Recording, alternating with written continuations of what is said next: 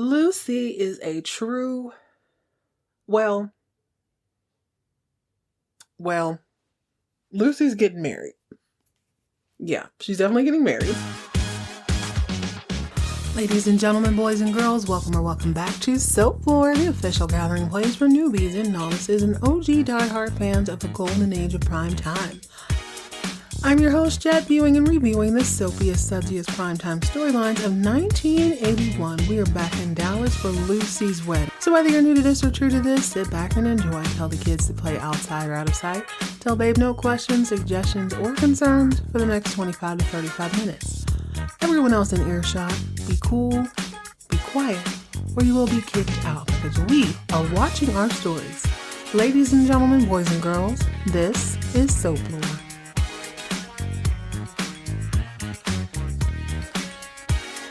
Hello, gorgeous, and welcome back to another fun-filled edition of Soap Floor. Whew, I'm full. This is probably the third or fourth time I've tried to do this. I am determined to get this pushed through, get it done, because I need y'all to endure what I had to endure. This episode may be called End of the Road Part 2.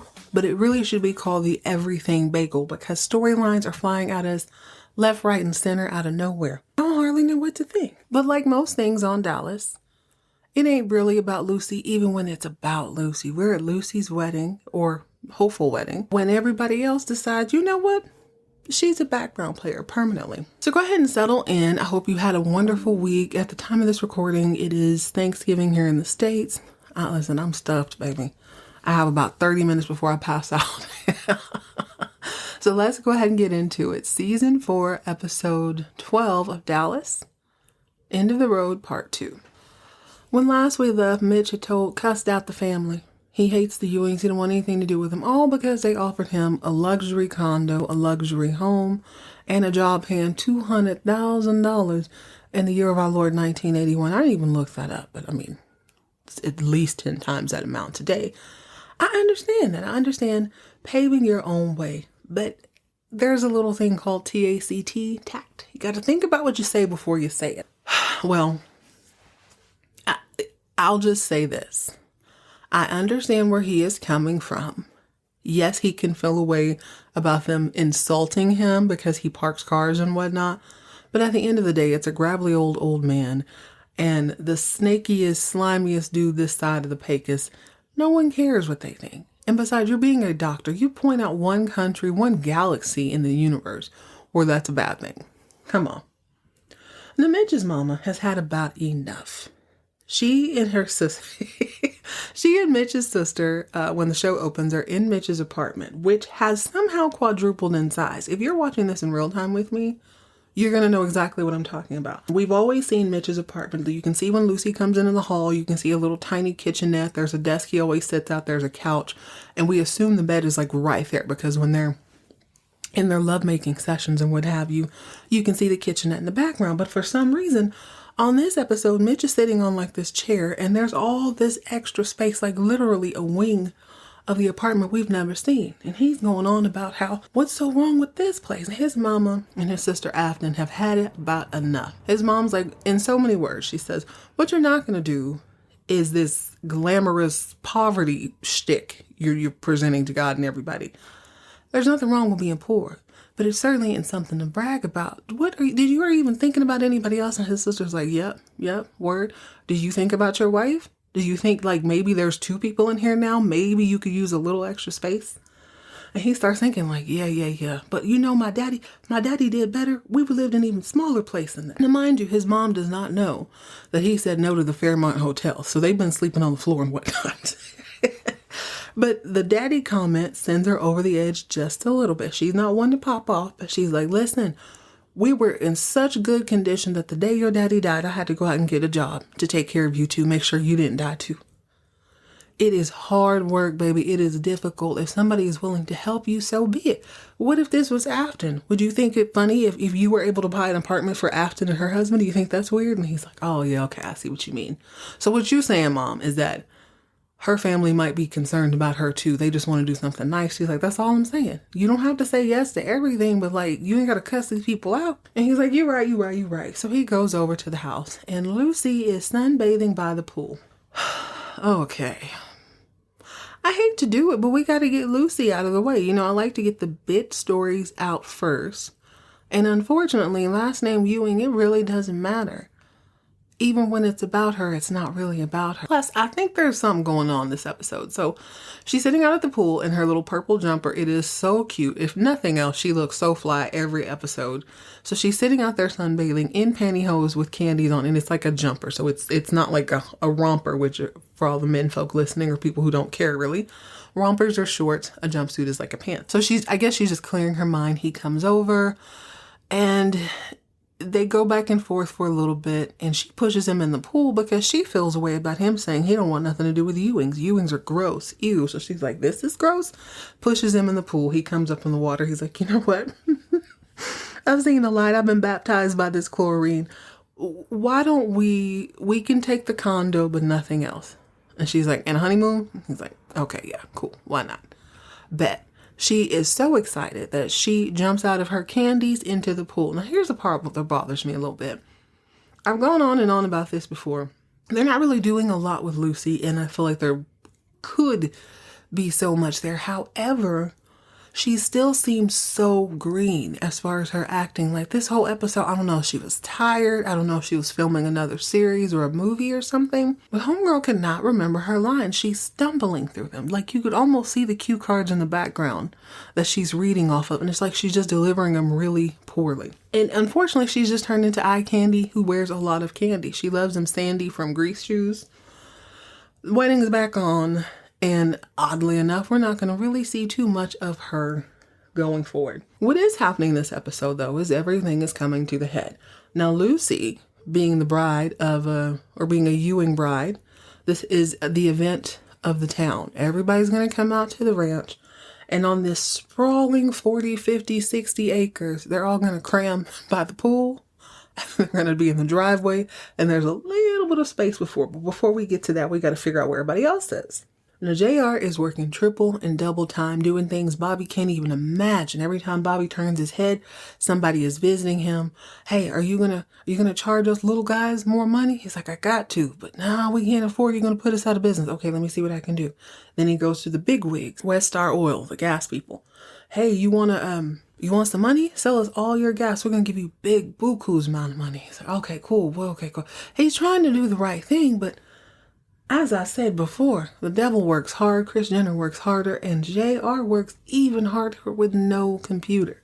Bobby really can't get ahead. He's at the point where he's realizing now that he's going to have to make those difficult decisions. All the things he wanted to do with this company on the straight and narrow are but a dream. It is a wisp of a chance at this point to be the good guy, to bring in the new Westar people so they can buy all this oil and to keep the young guys in business. It's almost impossible. What's more, his secretary is, although she's in love with him, she's got that moral compass. She's a great side chick, actually, if she ever becomes one. I kind of don't see, well, I didn't see Gary cheating, but you know what? Who knows what lies ahead? You got 9, 10 seasons of this. Somebody's got to shake it up every now and again. But his secretary, Bobby's, is trying to keep him on the straight and narrow. It's almost like this yin and yang in the office. You got JR's slutty secretary, who's basically on her back most of the episodes, and then she's being nosy. But I feel like Bobby's secretary is kind of on to her. She knows something. She doesn't really know quite what, but she tries to keep everything under wraps because she's protecting Bobby. I told you last time that there's this brand new campaign against him from all these people who don't really want him to be in the helm. I don't understand it, but she's doing her best to keep him on the straight and narrow, but that means answering the phone. Every time you turn around, Jordan Lee's calling or one of the independents is calling. It's getting to be too much. JR, on the other hand, like we talked about last episode, has set this up perfectly. Bobby's either going to have to concede and take the $15 million from Westar Gas, which means he's going to sell all the gas in the refinery to them and not give it to the 500 independents, or He's going to not take that 15 million and not be able to pay the cartel on this new oil deal that's already making them money. It is a lose, you already lost situation. On the side of romance, you got the whole thing between Bobby and Pam. They have spent very little time together this season. They're still upset. She's insulted that he tried to give her a pity pump. She wasn't in the mood for all that. And you know who's sniffing around? That Alex kid. He's showing up. He shows up at the office, and I really respect her friend, the redheaded lady that she... She didn't get her fired, but the redheaded lady thought she got her fired. I can't remember her name, but you know who she is. So the redhead lady comes into Pam's office and she's like, hey, these buyers showed up, but I have somewhere else to be. Would you mind like walking and talking with them? Pam's like, yeah, no sweat, no problem. She goes to leave and there goes Alex down the hallway and he opens the door. And now the redhead lady's looking all upside his head like, oh, really? And he's like, hey, when can I talk to you? And Pam's like, listen, I shouldn't talk to you. I just can't. I'm sorry. So sorry. She goes about her day. The redhead lady's like, dang, you just can't take a hint. I don't think you're going to get anywhere with this one, baby. I think you should just let it go. And he goes, I can't. She's like, why not? He goes, I want her. I always get what I want. She's like, you ain't finna get this one. I appreciate that she is not stirring the pot. You see what I mean? Like there's that lady, Bobby's secretary, and maybe like one other person on the show who's been really even killed about being good. Another person on the love part that pops up is Miss Donna Culver. Now y'all know I like Donna. Some people think she's a little bit boring, and I could see that, but I really wanted her and Ray to work out, but he couldn't do it. No highfalutin lady, no rich lady. Does that sound familiar? Him and Mitch have money problems that aren't really money problems. He runs a ranch. He's a Ewing. He's got his own house. He's fine, but he just can't deal with the fact that she's a multi-millionaire and she's smart and can talk politics. He just wants to drink coffee and follow Jock around all season. Mitch just wants to go to school, do his books, have his little wife sit at home in his apartment and do God knows what while he's doing whatever he's doing all day, working 11 jobs. I get it. I understand it's a blow to their manhood or whatever, but let it go. So Donna and Cliff, suddenly we have this moment between them. Remember, she'd moved on. She'd even showed up in person to let Ray know that she was messing with Cliff because that's how down she is. So everybody at this point is getting ready for the wedding in some capacity. She shows up to Cliff's house and they just have this random exchange. They pull a whole dynasty where they start talking about things like we weren't there. She comes over looking lovely, little floral piece in her hair or whatnot. Are you coming to the wedding, Cliff? Cliff's like, I wouldn't be caught dead on Ewing land. Absolutely not. I'm not going. She's like, well, you know, they showed up to raise money for my stepson who's the same age as me. And he's like, they showed up because they had to. They need to save face and they want to know what's going on. I'm not playing these people's game. I will absolutely be spending the afternoon here. And then out of nowhere, he goes, well, I know Ray's going to be there. And she's like, listen, this is a good thing.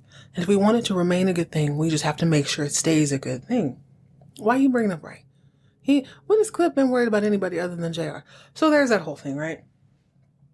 In the meantime, Bobby has come to this unfortunate decision. God, as much as I want to save the little guys, I can't do it. This is going to suck. But in one last ditch effort, he has talked down the guy from Westar Gas or Oil. He's talked him down and he said, listen, excuse me, I'm misspeaking. He's spoken to the guy who represents the 500 independent gas stations. And this guy says, Bobby, do you really believe this is going to be a good thing? And Bob's like, yeah, it's not ideal. I hate that y'all are going to be out of business. However, if this man is buying all this gas, he has to do something with it. He's going to need managers. I'm going to just see if I can finesse a deal to where you guys just kind of take over those things so that you're still able to make money. You know, it might suck for just a little bit, but it won't be horrible. And the dude is looking upside his head like, Bobby, do you really believe that? Or are you just hiding behind it? He's like, what do you mean? And the dude tells him, he's like, listen, from what I hear, he's just going to stockpile that oil. He's just going to stockpile that gas. And he's not going to do anything with it. He's just going to kind of hike up the price. And when he has the opportunity, he's going to drop it. But we're going to be SOL. Bobby's like, for real? Really? Well, let me talk to him. Let me just see what I can do. He does whatever he does the rest of the day. He comes back and his secretary is like, Westar is in there. They need you to come in. He's like, bet. I need you to come in with me just in case there's a signature. So JR's jump off calls him and lets him know that's happening. Bobby goes in there and he asks the dude outright, what are you going to do with all this gas? And he goes, what businesses are yours? What do you care? You're going to have all this money. Listen, you're wasting time. All we need is one little signature, this, that, and the third. So we just kind of look and we don't really know what's going on until the end of the episode. So, okay, let's get back to the wedding. Guess who flies in? The couple with the absolute mostest. Valine, the Vidalia Onion Queen, is coming to marry off the North Texas Lolita. And she's bringing Gary with her. So we have another one of these dynasty moments where Ellie is sitting on the... I just realized something. Ellie is always in a trance. Ellie and Pam stay daydreaming. They're always got their minds somewhere else, which I guess is better than Sue Ellen because she never really knows what's coming. But Ellie is sitting on the couch in a trance, and she's relieved that Lucy is getting married, not because she thinks Lucy is good for Mitch, which I don't think anybody does. They all seem to be very kind of nonchalant about it. But she's excited because this means Gary's coming back. And according to her, he's on the brink of coming back and taking over the ranch. And I'm thinking to myself, that's not likely because like not Zanny, I almost call it Noxzema again. Knots Landing is a fire. Okay, they're doing very well. There's been more crossovers on Knots Landing than on Dallas, so I'm not 100% sure of the timeline, but I feel like we're close. And maybe it's supposed to be a little bit ambiguous because, well, let me finish. She's telling Jock she's excited that Gary is coming, but then she kind of turns on him, like, because Ray comes out of the kitchen with a cup of coffee.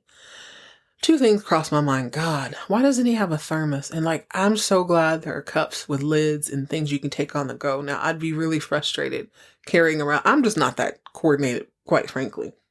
My coffee would be halfway down my seat by the time I got to work. But anyway, Ray comes out to say, hey, Jock, are you about ready? He goes, oh, almost. So Ellie looks over and she's like, dang, I wish you cared about Gary the way you care about Ray. Jock and I are both like, where is this coming from? So he turns and he's like, I love Gary. She goes, you love him, but you don't really care about him. Not the way you care about Ray.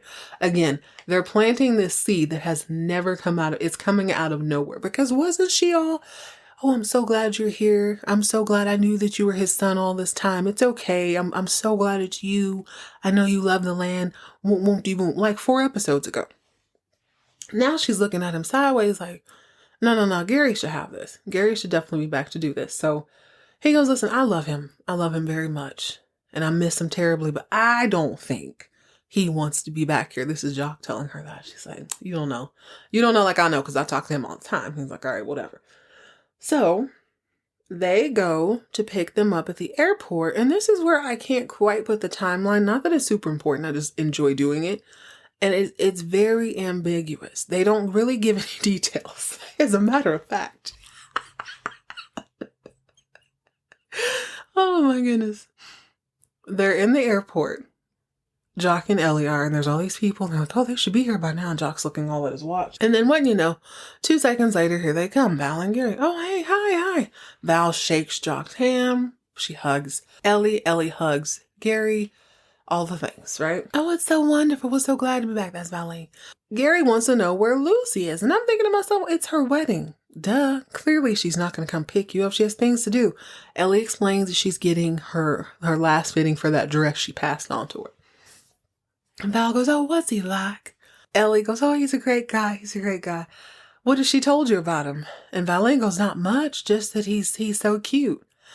I find that very hard to believe, but I'm thinking to myself, this probably came, maybe they didn't know if it had been picked up just yet, or they hadn't quite worked out the script for Knots Landing, because there's absolutely no details. It's super vague.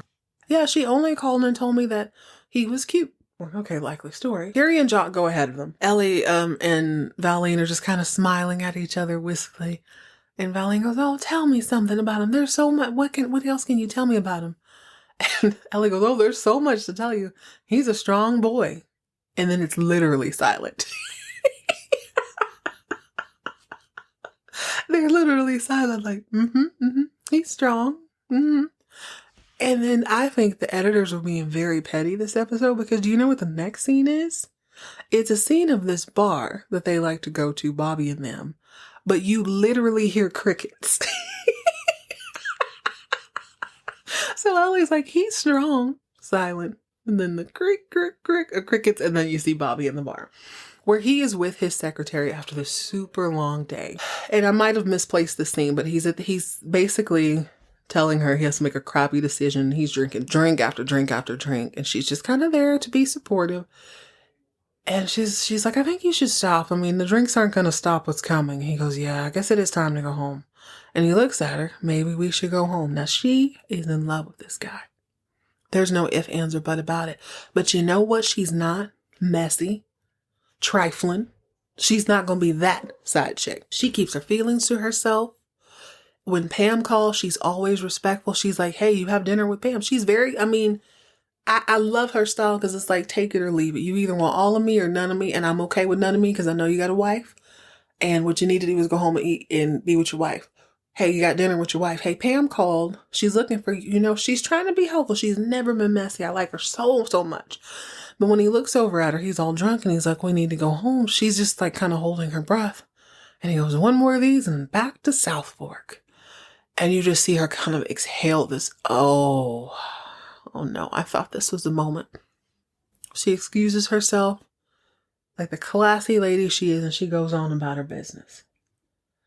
All right, who have we covered? We covered pretty much everybody except JR and baby's sister, because they made out last time we talked in his bedroom at his house, or at his mommy's house. Afton tells him, okay, not now, but later, okay? Cool.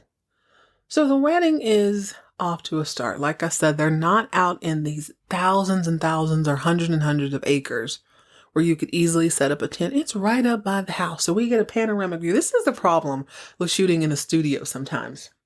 You got to make do with something. If you think about those older shows like The Brady Bunch or even Fresh Prince of Bel-Air, if somebody's getting married, it's always kind of in this little compact corner. So what we get to see is the backdrop. They have the backdrop up, so we know we're in the studio again. We see the pool. There's a little side corner for the band. They have completely turned the driveway, into the chapel. And they have this beautiful arc that people can walk through, which I guess makes sense. If you look at the way the shots are, when you look at South Fork, you do have to drive down a really long driveway. So I'm assuming people are just parking along the side of that driveway. And as they walk in, there's an arch, and this is the wedding. Lucy is a true, well, Lucy's getting married. Yeah, she's definitely getting married. And she's got on Ellie's dress. I am not versed with late 70s, early 80s weddings, but I've seen enough pictures, and her dress does seem a little, it looks like my mom's. So I will give her that. It does kind of look like my mom's, but I guess they tried to make it a little more antique looking. It's more of a bone color than white. This has probably been on box for like 40 years. But she's got all that luxurious hair atop her head, and she has on like a flower crown with ribbons. I usually see these on little kids. I think that's what's giving me pause, because it's not even a veil. It's a flower crown. Kind of looks like the things that adorn Francesca's tambourine when she was tapped in on Falcon Crest. When she was tambourine tap dancing about how much she hated her family. It looked a lot like that. So it's once again, it's making her very juvenile. I'm starting to feel, I don't think maybe I'm looking a little too deep into this, but it's so uncomfortable. I know I call her the Lolita, but it's like she is really 18, 19 years old, but they have her present as a child more often than not. And this flower crown gives me child bride, but whatever. She's a grown woman. She looks lovely. My girl Sue Ellen is killing this. I've been trying to decide for probably the last 10, 20 minutes if this is a gold outfit she's wearing or like a silver. We'll just call it like a champagne colored suit. It is all 80s. It's kind of silky. It bunches in the middle. She's got the big old poofy arms, are not shoulder pads. They're a poof. Her hair is up as well. She looks super fly. She looks very rich, very elegant. She looks like the wealthiest woman in the room for sure. They're all up in Lucy's room getting her ready. And Valine comes through. She's got, I don't know if whoever was doing hair and makeup felt a way about Valine, because Valine is in a very kind of sheer pink. She also looks a little bit childlike the more I look at it. The sheer pink gown, classy sheer that is. It's got like a pink ribbon at the waist. And her hair is fluffy like a poodle with just the middle part, like her bangs are pushed back and pinned on top of her head. She looks crazy. She looks so lovely on Knots Landing, but they do kind of goof her out every time she comes to Dallas. So it also kind of makes me think maybe this was before. Maybe I don't know if they shot this all out of sequence. I don't really know. But she seems definitely off from how she acts on Knots Landing. Ellie, of course, is the grandmother of the bride. She has on this really like periwinkle blue dress. But the real star of this scene is my girl Pam. Pam has a floral little number in her hair, but she has on J-Lo's dress, the green Versace dress.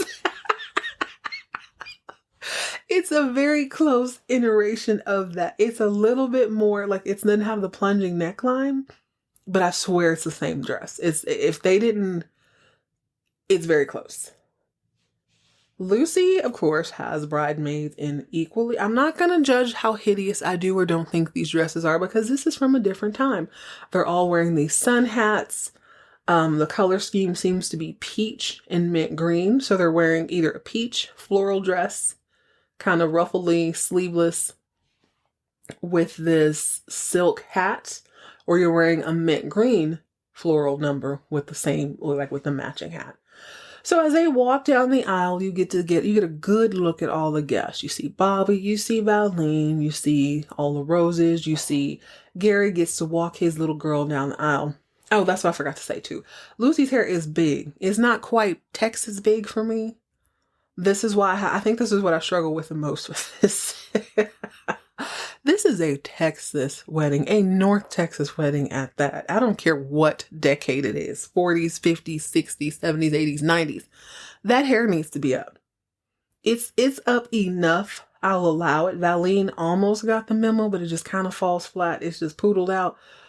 But anyway, I digress. The wedding is happening and you get to see all these guests. So what I forgot to mention is that the family is welcoming all these people, and Ellie calls Sue Ellen over to, hey, meet so-and-so and his son.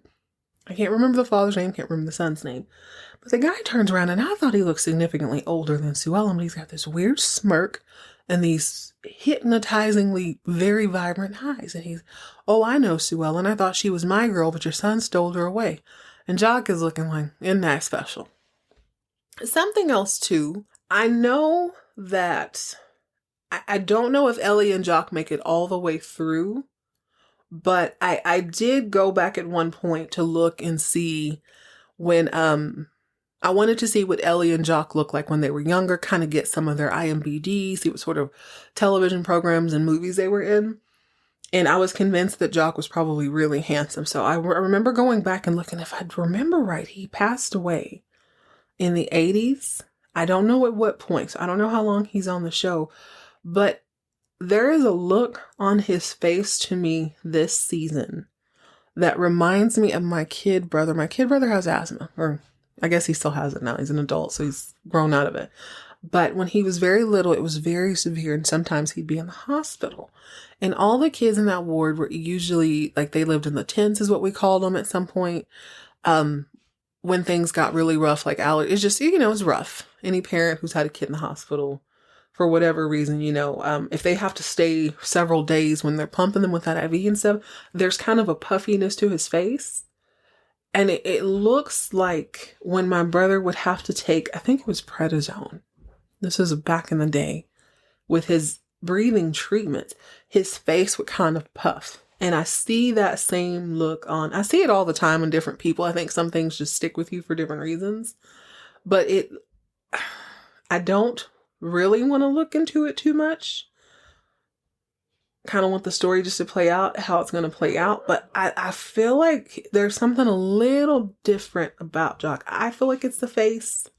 He seems to be energetic. Like I watched him sit up and get up on the couch.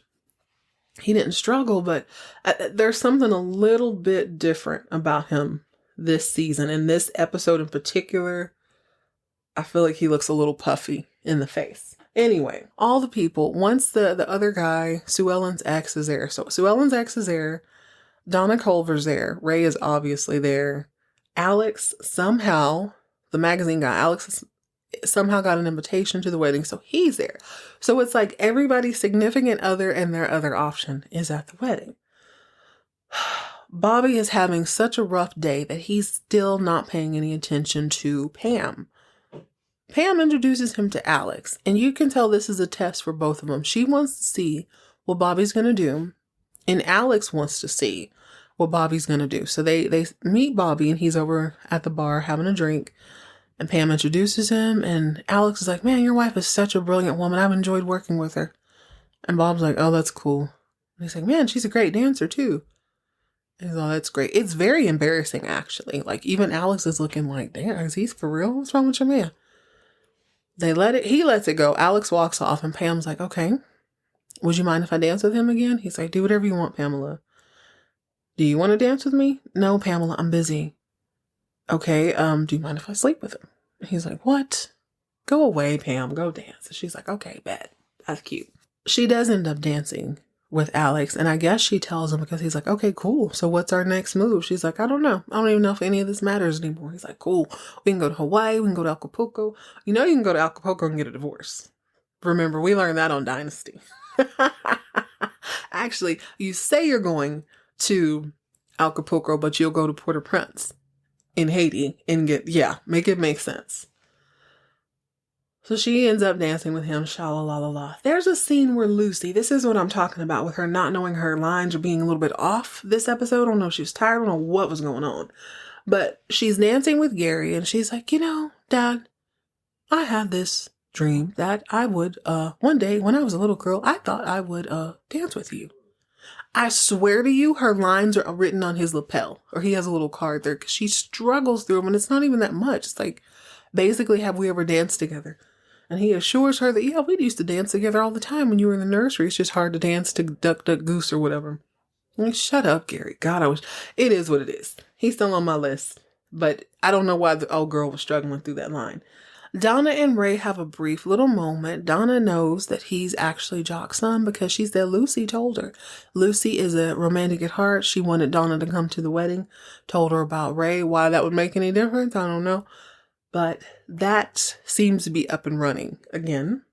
Now, Sue Ellen's old dude comes up to her. Mind you, she's trying to keep it clean. She's got a glass of water. She's just enjoying the show. He's asking her about her life. She's asking him about his life, but she's keeping her distance. You know how Sue Ellen is. But turns out he's like, well, I see how great your life is. I've been keeping up with you in the papers. And she gets a little embarrassed because she knows what's been written about her in the paper.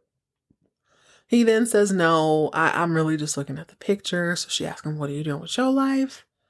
Oh, yeah, I own a computer company. Or I went to Japan so that I can learn to run an electronics company. I'm like, oh my God. If you went to Japan circa 1980, 1981 to learn about electronics, baby, he's about to be paid when he gets things going. That's a good business. Boy, oh boy, does he have any idea? He has no idea. One way or another, though, she gets a little champagne spilled on her dress. But before that happens, we get a shot of what's going on upstairs because old Boo says, well, where's your husband? She makes some comment. He's upstairs with Afton in the bed. They done it. He's all hot and sweaty.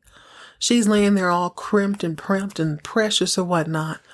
And he promises her a real nice gift for that welcoming she got. She's like, okay, cute. She gets dressed. She goes downstairs.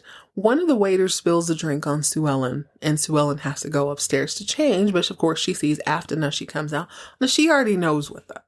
She knew from the moment she saw Afton, she knew what it was going to be. Can't prove it. Remember I said that last episode. It's not what you know, it's what you can prove. So she goes up, as she's going upstairs, JR's coming downstairs and he's like, oh yeah, I was just in the bathroom. Man, the party's getting wild. Look at your dress. And she's like, yep, and it's only just begun. So she goes upstairs. And the minute she opens her door, her spidey sense tingles. We're all adults here. We're not going to say the obvious thing, but let's just say her senses were heightened. She's like, let me see. She looks at the bed. It looks perfectly fine. It's made up. But she goes and she pulls the top sheet off, and all the sheets are wrinkled. So she knows. She's like, oh, okay. It's like that, JR. And she says, wow, the real JR has finally returned. Gary does run into Ray. Actually, Gary's standing there talking to Jock. Valeen's with him. Ellie and Ray walk up. And Gary says, I don't know if this is too early or if this is the right place, but I just want to say welcome to the family. And Ray wants to keep this on a low ski. He don't want anybody to know. So he's like, oh, Jock told you? Jock's like, yeah, I told him and Valeen last night. I didn't really have an expectation for them. But Gary's like, this is wonderful news. This is awesome. And Ellie's like, why? And he goes, well, I mean, Mom, you always wanted me to take care of the ranch, but nobody loves this place more than Ray. You know this place is in good hands. If Ray's here, so that relieves the pressure. I don't have to worry about it anymore. And Valeen's like, yeah, it takes a huge pressure off of our shoulders. Ellie sees red. She's like, what the? She gets angry. Well, she holds it together because she's a class act and she walks off. There was a scene a little bit earlier I forgot to mention where Bobby had come home to swim off his frustrations. He missed Valeen and Gary when they flew in. So the next morning, I'm assuming it's the same day, he and Gary go for a swim. And we get to see two Ewing men in their thigh-high, itty bitty, teeny weeny swimming shorts. They backstroking, they stroking, they talking to each other, whatnot. Eye candy. More eye candy. There's been a swimming scene. There's always been a swimming scene with Bobby. I feel like Bobby swims every morning. But we're seeing more and more. Gary had to let the world know that he's still fine. Be sure to check out Knots Landing every Thursday after Dallas. But one of my favorite things is to watch some of the glitching of the editing, because the pool is real. They clearly put a pool in the studio. They swim. They have a little conversation. There's like water dripping from their face. The more they talk, the drier they're getting. By the time they walk in the house, they're barely down. So 2 final things happen that kind of bring the everything Bagel together. Bobby is now good and drunk. He's like, I forget who he tells. He asks Sue Ellen if she's seen her husband. She's like, yeah, he's over there. He tells JR to go get their dad. JR asks Ray where their dad is. Blase, blase. They all end up in the library where Bobby says, I am out. I'm donezo. I don't want anything more to do with Ewing Oil. And Jock's like, what the heck? What are you talking about? And JR's kind of trying to keep his smile at bay. I guess you didn't get that $12 million. Or I guess you didn't get that $15 million from Westar. And Bobby's like, kind of knew you knew about that. But no, I didn't take it from them. I almost did something I was going to regret. I was going to sell out the little guys, but I didn't. And then JR's like, well, that means we're not in the cartel anymore, thanks to you. Now I got to go in and fix everything. Bobby's like, no, I fixed that too. I just went to a different guy who had the 12 million. I talked to the cartel and explained the situation to them. They're not tripping at all. They got their money. They're fine. Nobody's tripping. It's perfect. We're in real good with the cartel until you take the helm. Then that's your problem.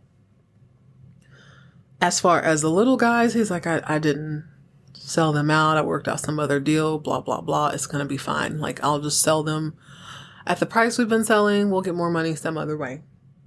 So he leaves just kind of down because he really did have a dream of turning this place around and making it like an honest business. And JR is kind of gloating like, oh my God, well, don't that just tear what did he say? Don't that just tear the rag off the bush? I don't know what that means. But he's like, look, Bobby screws up and I got to go in and fix it. And Jock gets him together. He's like, who screwed up what? Last time I checked, we didn't have a refinery. If it wasn't for Bobby, we would never have a refinery. We would not be back in the cartel, which you kicked us out. You got us kicked out of. And he showed the people that the Ewing name actually stands for. And I'm so proud of him. I'm damn proud of him as a businessman and as a man, period. And JR kind of sulks a little bit. But that's not the end of it. So JR's licking his wounds, but he's back on the throne. So what does he care? Jock goes outside and Ellie tells him, I can't stand you because of you and your bastard.